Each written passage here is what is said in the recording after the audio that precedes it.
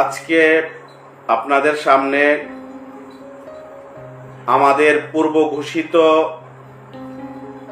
12 October থেকে যে লাগাতার অবস্থান কর্মসূচি রয়েছে এই বিষয়ে কথা বলার জন্য উপস্থিত হয়েছি। দেশের বিভিন্ন প্রান্ত থেকে শিক্ষক কর্মচারীরা আমাদের 12 তারিখের কর্মসূচির ব্যাপারে জানার জন্য তারা ফোন করছেন। এই জন্য বিষয়টি সবার সাথে শেয়ার করা প্রয়োজন। আপনারা জানেন আমরা আমাদের জায়গা থেকে আমরা সর্বোচ্চ কূটনৈতিক তৎপরতা আমাদের বাড়ি বাড়ার ব্যাপার আমরা চালিয়ে যাচ্ছি। প্রায় প্রতিদিন আমরা মন্ত্রণালয়ের সাথে আমরা কথা বলছি, যোগাযোগ রক্ষা করছি। শুধু যোগাযোগ বললে ভুল হবে, অত্যন্ত নিবিড়ভাবে আমরা মন্ত্রণালয়ের সাথে যোগাযোগ রক্ষা করার জন্য চেষ্টা করছি। কিন্তু মন্ত্রণালয় যে গতিতে কাজ করবে বলে আমাদের প্রত্যাশা ছিল, সেই গতিতে কাজ হচ্ছে না বলে আমাদের মনে হয়েছে। কারণ মাদ্রাসা শিক্ষা অধিদপ্তর এবং কারিগরি শিক্ষা অধিদপ্তরে চিঠি পাঠাতে আমাদের অনেক ব্যাক পেতে হয়েছে। এখন যেহেতু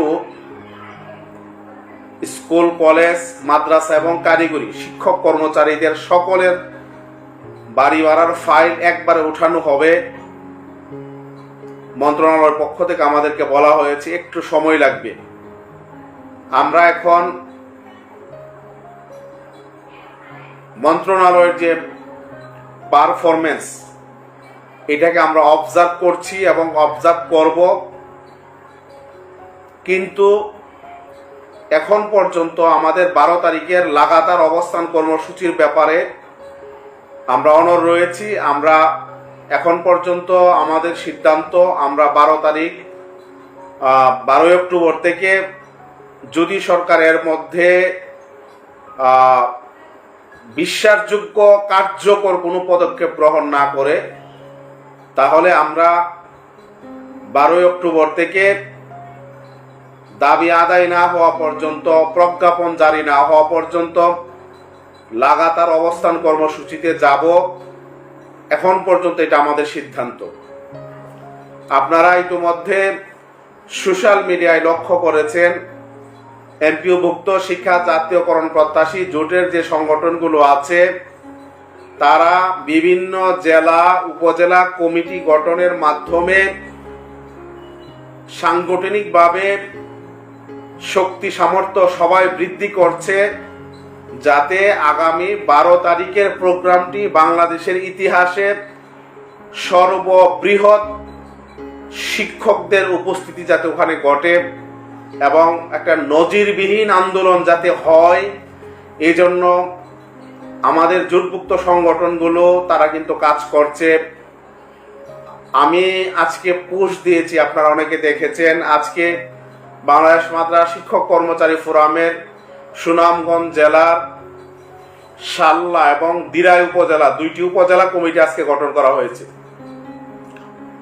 ভোলা জেলার চরফ্যাশন উপজেলার আহ্বায়ক কমিটি আজকে গঠন করা হয়েছে।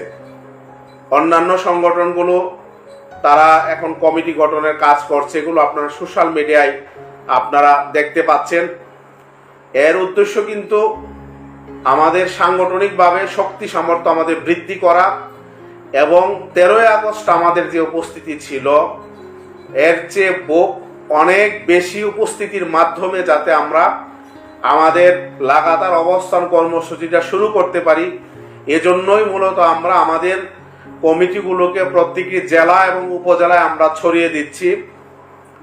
আমরা আমাদের বিভিন্ন বিভাগীয় যারা সমন্বয়ক আছেন, জেলার যারা সমন্বয়ক আছেন, বিভিন্ন উপজেলায় যারা আমাদের জাতীয়করণ প্রত্যাশী জোটের পক্ষ সমন্বয়ক আছেন, আমাদের নিজস্ব সংগঠনের যারা বিভিন্ন জেলা উপজেলায় সমন্বয় করেন, আমরা সবার সাথে যোগাযোগ আমরা শুরু করব এবং যদি সরকারের কর্মতৎপরতা এবং তাদের পারফরমেন্স সন্তোষজনক না হয়, তাহলে আমরা আগামী 12 তারিখ থেকে লাগাতার অবস্থান কর্মসূচি যাব, এটাই নিশ্চিত।